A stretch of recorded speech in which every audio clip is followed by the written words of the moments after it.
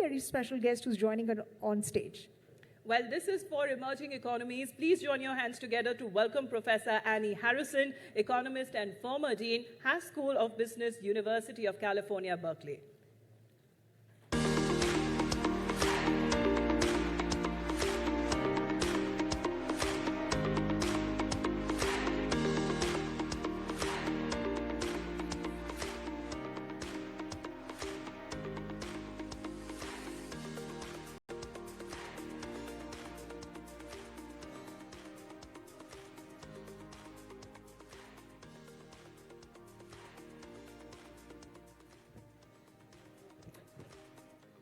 Good afternoon, everyone. It is a pleasure to be here, hosted by the Times Group Global Business Summit.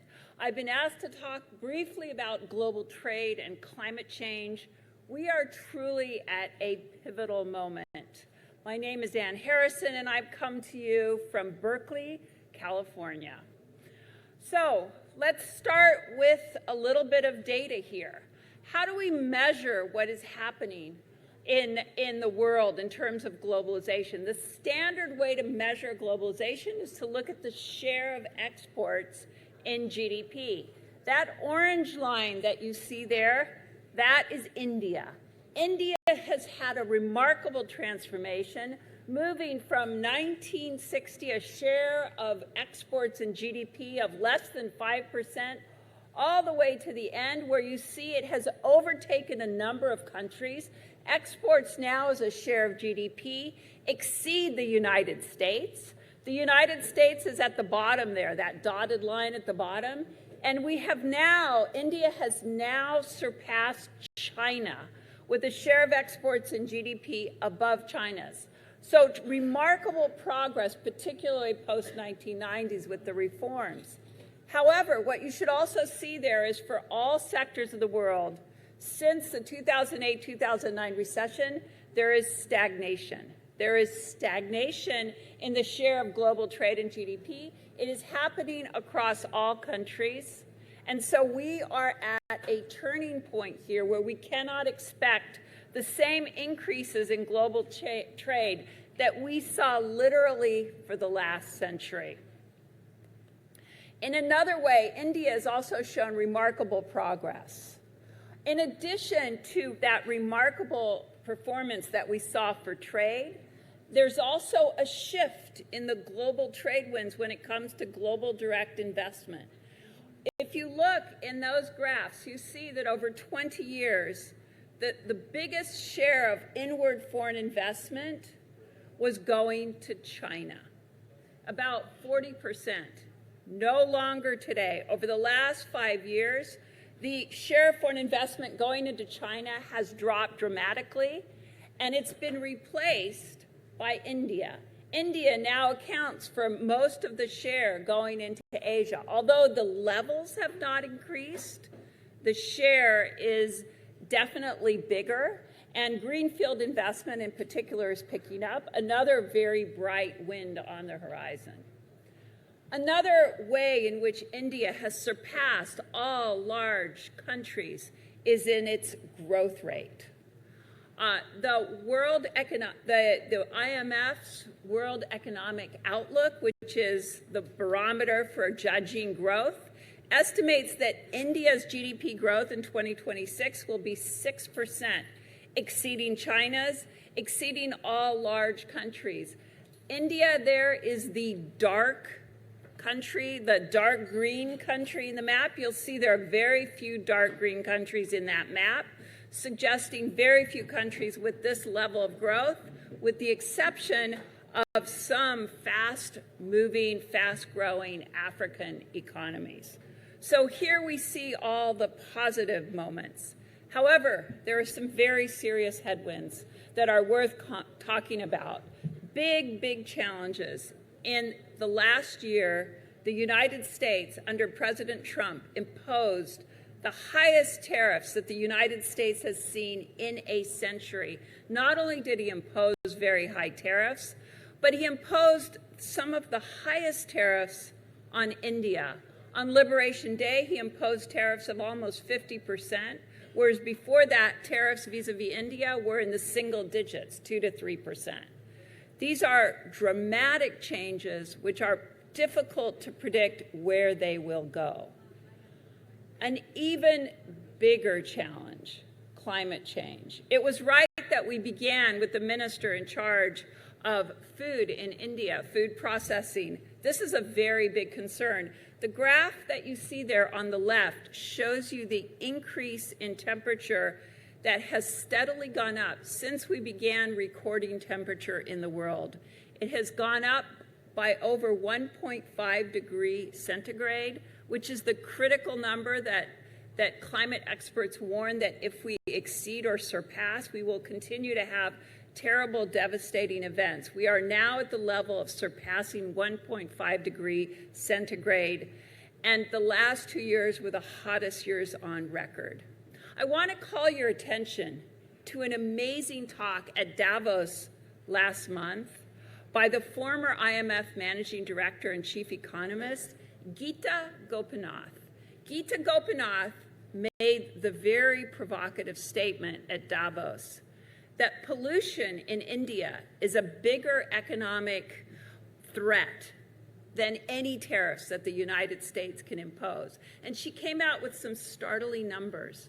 She pointed out that in a recent World Bank report, as many as 1.7 deaths every year in India, 1.7 million deaths in India every year result from the combination of climate change and pollution.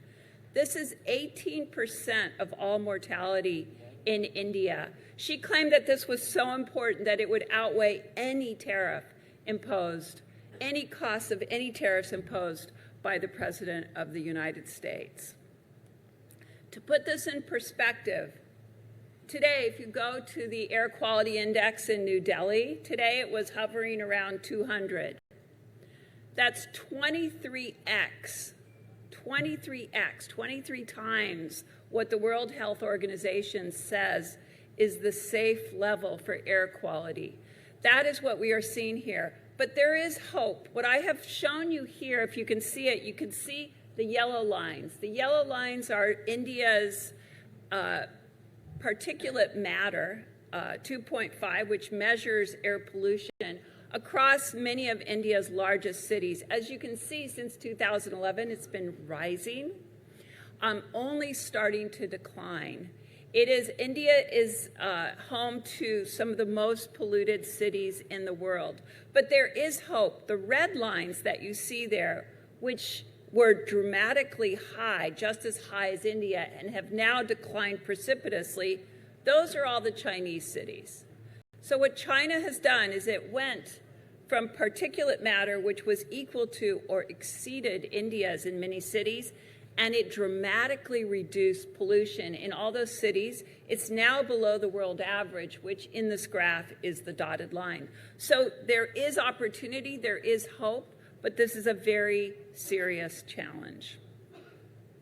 So given these challenges, given what we heard from the minister, from our honorable minister in the previous talk, what do I, as an outsider, feel should be priorities going forward?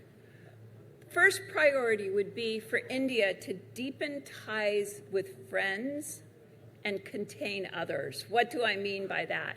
Friendshoring, finding ways to be resilient, not worry as much about efficiency as in the past, but worry a lot about safety of supply chains. One very important accomplishment in the last several weeks has been the signing of the free trade agreement between the EU and India. Together, they account for 25% of global GDP. The EU made some very important commitments. They're lowering or eliminating tariffs on 90% of their exports, on 90% of their home market goods. They're giving India the opportunity to make inroads in many areas: garments, foodstuffs, food processing, you name it.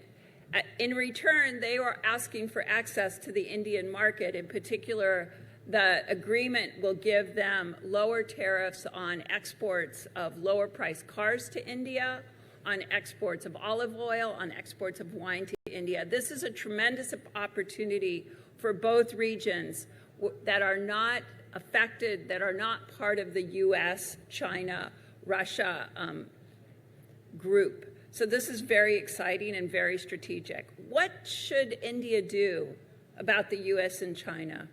The US, take it from me, as a US citizen, the US is not reliable under President Trump. A containment strategy would be my advice. Find a way to accept the offer of lower tariffs from President Trump, but be careful in committing to too much. As you heard from the minister, agriculture in India is important. Many, many individuals rely on it. Opening up the agricultural market in response for lower tariffs into the Indian market would be a very dangerous strategy. This was the strategy that Mexico embarked in the North American Free Trade Agreement, and many farmers in Mexico were deeply hurt by that process. I would argue for containment and careful negotiation, reciprocity at all times. Although Trump's tariffs are called reciprocal, they are not. India should demand reciprocity. With China, India needs to find a way to control China's enormous trade surplus surge. It's at levels never before seen. Any agreements must be contingent on China restricting that enormous trade surplus in the direction of India. Priority number 2, addressing pollution and climate change. It's very difficult to become the #1 country in the world with these kinds of air quality levels. My own research on India has shown that price mechanisms could be really important. In particular, setting differential prices on coal could reduce consumption of coal and clean up the air. That's what the data for India shows. Those could be combined. Pricing mechanisms can be combined with command and control policies, such as those that the Supreme Court Action Plan helped institute over a number of years. The combination of price mechanisms to encourage smaller enterprises to address consumption of dirty fuels and Supreme Court action plans that targeted the largest and most important companies had significant effects on different outcomes. Green industrial policy is an important topic. We could spend many hours talking about it. I would just suggest one thing from my research on China.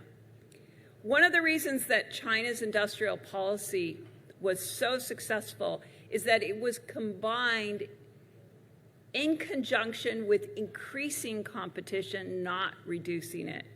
So using tariffs to promote, for example, solar energy would be the absolute worst strategy. Competition is your friend. Last priority. India has a tremendous asset. The size of the domestic market is so large that India can use domestic competition to create levels of performance that many smaller countries do not have the opportunity to use. China has used fierce domestic competition to its advantage to force domestic enterprises to become world-class. India can go much further in reducing the barriers to domestic competition and continuing to battle the license raj. Let me give you, in conclusion, a personal example. I'm wanting to come to India after not having been here for many years. I applied for a visa. After hours of working on my first visa application, it was denied. I was counseled to try a tourist visa, which I did. After hours of working on my tourist visa was eventually denied. Third time, you can tell I really wanted to be here today. I tried for a third time for a visa. I finally got a visa. The details required just to get a visa to come to India just for 5 days are crazy compared to many of the other countries that I have traveled to. I teach at University of California, Berkeley. One of my students whose family immigrated from India told me the story of how they carry large suitcases everywhere they go, filled with all the forms that over the years they have had to fill out and that they think they might need one day. When I was barely out of high school, of course I didn't have it. I've moved so many times since then. So my urge to you is to think about the benefits of competition in this incredible country and continue to work on enhancing domestic competition and battling the license raj. It has been a deep pleasure to be back here after so many years. Thank you so much for the opportunity to address you.